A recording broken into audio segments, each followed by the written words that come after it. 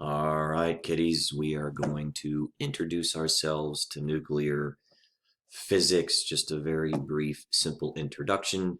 Sometimes we make the joke that it would be the same with the first two letters rearranged. All right, but anyway, to remind you of some stuff your chemistry teacher told you, when we talk about nuclei and then atoms, right? But we're typically going to focus on just the nucleus of the atom, not the whole entire thing. But again, it just depends. But you guys know that if you look at a periodic table, the atomic number listed on that table is the number of protons. That's easy.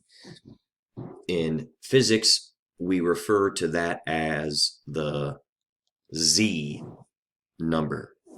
I don't know why Z there. You all also know the other number communicated on the periodic table, the atomic mass number. And that number is the sum of the protons plus the neutrons that hang out in the nucleus. This we refer to as the A number.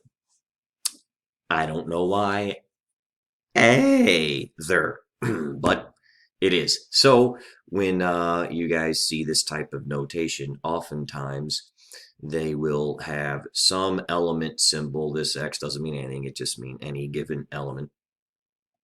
The A number, the mass, is usually written in the top. It could be on the left or right, but I usually see it written on the top left, but again, it could be on the top right. It doesn't matter. The Z number is written down there at the bottom as a subscript. So there's superscripts and subscripts. Again, that Z, you probably know, is both repetitive and redundant.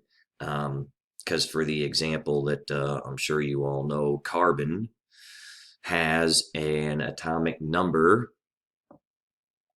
very good, of 6. So if that weren't a 6, that wouldn't be a C. And if that weren't a C, that wouldn't be a 6. So that's kind of both repetitive and redundant. But you guys know carbon is defined as having a mass of 12, but not all carbon is created equally. You guys know there are different isotopes, which I refuse to define for you what an isotope is. Thank you, 5th grade science teachers. But anyway, that's the mass. Some carbon has a mass of 14, right? You guys have heard of that. So in that case, it would be written as a 14C with a 6 down there. Again, the C and the 6 synonymous. Now, the atomic mass that appears on a periodic table that's a V, not a U, is the weighted average of the relative abundance of the isotopes of that particular element. All right, so that's what the number, the atomic mass, which we call the A number on a periodic table is. And I think I have one of those. Is that what this is? Is it? Yep, okay. This is obviously a happy periodic table, whatever. Just for an example, I don't know, this happens to be a beryllium. Its atomic number is 4. You know, that's the number of protons. Its atomic mass down at the bottom there is 9.0122. Your chemistry teacher would tell you just round that to 9, and that's the A number. That's the atomic mass. So that's the total of protons and neutrons. So if you just push the minus button, 9 minus 4 is 5. That's how many neutrons are inside this particular beryllium. 4 is the number of protons. Now, again, what you all know makes isotopes different is not all beryllium has a mass of 9. Sometimes it has more protons. Sometimes, or I'm sorry, oh gosh, I would owe you push-ups. Does not have more, it'll have more neutrons or fewer neutrons, but it will always have 9 protons, or else it wouldn't be. So some other examples of that we'll use that's more of a physics example is this chart here. which is a table of isotope masses and their natural abundances. So what this chart tells you is, for example, that beryllium, it does look like all of the mass of a beryllium has a mass of that, because 100% abundance is that. So what about the lithium right above it? Lithium, not all lithium is created equal. It says there are 2 isotopes. Its Z number for both is 3, so that doesn't change the atomic number. If that weren't a 3, that wouldn't be lithium. But look at the different masses. Lithium that has atomic mass of 7, guess what its mass isn't?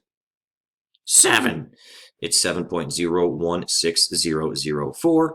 And look how much of it, 92.41% of the lithium is a mass of 7.016004. So, by far, the majority is that. A smaller amount, 7.5-ish%, happens to have a mass of 6.015122. So they just call that lithium-6. Okay, there are many others of these. Ooh, so okay, the atomic mass written on a periodic table. It's the average of 7 and 6, but it ain't 6.5 because that's just a straight up average. This is going to be weighted, and since so much more of it, 92% of it has a mass of 7, that's going to pull the average much, much closer to 7. And from this chart here, you can see this is lithium there. Its mass communicated on the chart is 6.94. So that's where those numbers come from. Other elements that we'll talk about, there's the carbon-12. You guys have all heard of carbon-14. This particular chart doesn't even list the relative abundance of carbon-14. It's, I guess, too small for this particular chart. Other data tables certainly would. Not all data tables are created equally. And look at the different isotopes. They have different isotopes of oxygen. Chlorine's got 2 of them. There's quite a few of calciums. And so anyway, this data table, this chart, again, just shows you different relative percentages of different isotopes of that particular element. And it doesn't indicate which ones are radioactive or not, so I will use different data tables when we get to that one. One that I will use is the one with an atomic number of 27, the aluminum down there, the atomic mass 27. Aluminum, its atomic number is 13. All right, this particular chart doesn't have any isotopes listed, but that's all right. We can still be friends. Aluminum 26.982. That'll tell you there are some isotopes out there. Okay, what I will do then is have us calculate the density of just the nucleus of an atom. All right, just the nucleus, not the density of the element. Okay, your chemistry teacher taught you that every element has its own density. It's one of the defining features of that particular element, but we're only referring to just the nucleus. All right, remember, the mass divided by volume is density. You all know that. The mass of a nucleus, we will in kg, so we'll use kg, so that'll be a small number. This will be the volume. Remember, nucleus is a 3-dimensional object, so it's a sphere, which you all know is 4/3 pi r cubed, and well, that's going to be a very small number also. What you don't know then is how would you calculate the r of a nucleus so that you could then calculate the volume, so that you could then calculate the density. The r is going to be a multiple of the number of nucleons. Nucleons is a term that means the stuff inside a nucleus. You know, there's 2 things inside a nucleus, protons and neutrons. So nucleon is just a generic term that means either a proton or a neutron. All right, what r happens to equal is the cube root of the A number, which we said earlier is the atomic mass. All right, so you will take that number and then multiply it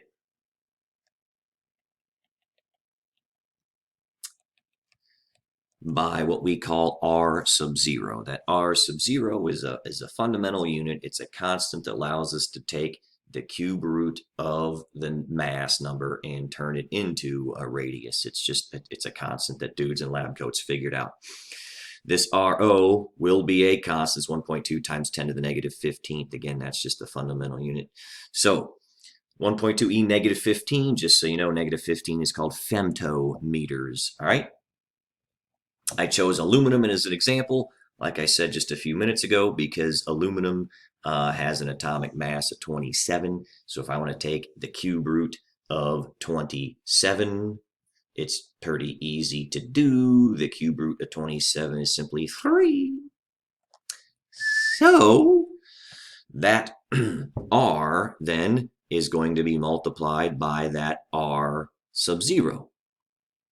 So the R, or that number there, I'm sorry, the cube root is going to be 3 times R sub 0. So it's 3 of those times this 1.2 times e to the negative 15th. And so that number, you can tell, is 3.6 e negative 15 meters. So 3.6 times 10 to the negative 15th meters, 3.6 femtometers. All right, that's the radius of an aluminum nucleus, provided that aluminum is mass number 27. The volume, then, you all know the volume of a sphere. Again, a nucleus, it's a three-dimensional object. It's 4/3 pi r cubed. So it's 4/3 pi times that radius cubed. That number is 1.95 times 10 to the negative 43rd. Now that's awfully tiny because we're talking cubic meters, all right? But 10 to the negative 43rd, that ain't a lot of cubic meters. In fact, it's boy, that's small, but that's, again, just the nucleus of one lonely little aluminum atom, okay? Provided that aluminum is mass 27. So remember, density is mass divided by volume. This mass, we said we're using the 27U. And if you remember, don't U that each U happens to be 1.66 times 10 to the negative 29th kilograms, right? You remember that conversion, don't you? Anyway, 27 of those is 4.48 times 10 to the negative 28th kg. So that's an awfully small number, isn't it? What I'm going to do now is divide that by the volume we just calculated right up there, 1.95 times 10 to the 43rd cubic meters. I'll get cubic meter, negative 43rd. Woo!